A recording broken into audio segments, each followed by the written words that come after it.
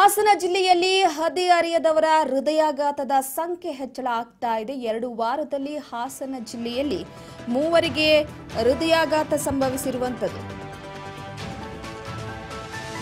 ಹಾಸನ ಜಿಲ್ಲೆಯಲ್ಲಿ ಹದಿಹರೆಯದವರ ಹೃದಯಾಘಾತದ ಸಂಖ್ಯೆ ಹೆಚ್ಚಾಗ್ತಾ ಇದೆ.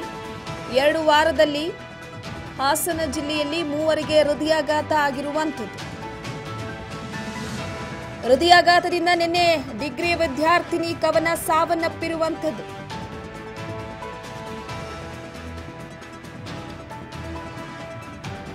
ಮೇ 22ರಂದು ಹೃದಯಾಘಾತದಿಂದ ಸಾವನ್ನಪ್ಪಿದ್ದ ಯುವಕ. ಹಾಸನ ಜಿಲ್ಲೆಯಲ್ಲಿ ಹೃದಯಾಘಾತದ ಸಂಖ್ಯೆ ಹೆಚ್ಚಳ ಆಗ್ತಾ ಇದೆ.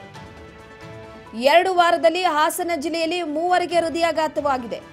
ನಿನ್ನೆ ಡಿಗ್ರಿ ವಿದ್ಯಾರ್ಥಿನಿ ಕವನ ಸಾವನ್ನಪ್ಪಿರುವಂತದ್ದು. ಬದುಕು ಬಾಳ್ಬೇಕಾಗಿರುವಂತಹ ವಿದ್ಯಾರ್ಥಿನಿ ಹೃದಯಾಘಾತದಿಂದ ಸಾವನ್ನಪ್ಪಿದ್ದು. ಮೇ 22ರಂದು ಹೃದಯಾಘಾತದಿಂದ ಯುವಕ ಸಾವನ್ನಪ್ಪಿದ್ದ. ಅದಾದ ನಂತರವಾಗಿ ಯುವತಿಯು ಕೂಡ ಸಾವನ್ನಪ್ಪಿದ್ಲು. ಈಗ ಮತ್ತೋರ್ವ ಯುವತಿ ಹೃದಯಾಘಾತಕ್ಕೆ ಬಲಿಯಾಗಿರುವಂತದ್ದು. ಅಂತಿಮ ವರ್ಷದ ಡಿಗ್ರಿ ವಿದ್ಯಾರ್ಥಿನಿ ಕೂಡ ಸದ್ಯದ ಮಟ್ಟಿಗೆ ಹಾಸನದಲ್ಲಿ ಅತಿ ಹೆಚ್ಚಾಗಿ ಹೃದಯಾಘಾತ ಸಂಭವಿಸ್ತಾ ಇದೆ. 20 ವರ್ಷದ ಒಳಗಿರುವಂತವರೇ ಹೃದಯಾಘಾತಕ್ಕೆ ಒಳಗಾಗಿ ಸಾವನ್ನಪ್ತಾ ಇದ್ದಾರೆ. ಓರ್ವ ಹೃದಯಾಘಾತಕ್ಕೆ ಒಳಪಟ್ಟಂತವನು ಬೆಂಗಳೂರಿನಲ್ಲೂ ಕೂಡ ಕೆಲಸ ಮಾಡಿಕೊಂಡಿದ್ದ. ಆದ್ರೆ ಇದ್ದಕ್ಕಿದ್ದ ಹಾಗೆ ಹೃದಯ ನಿಂತು ಹೋದಂತಹ ಹಿನ್ನೆಲೆಯಲ್ಲಿ ಆತ ಸಾವನ್ನಪ್ಪಿದ್ದ. ಅದಾದ ನಂತರವಾಗಿ ಯುವತಿ ಈಗ ಮತ್ತೋರ್ವ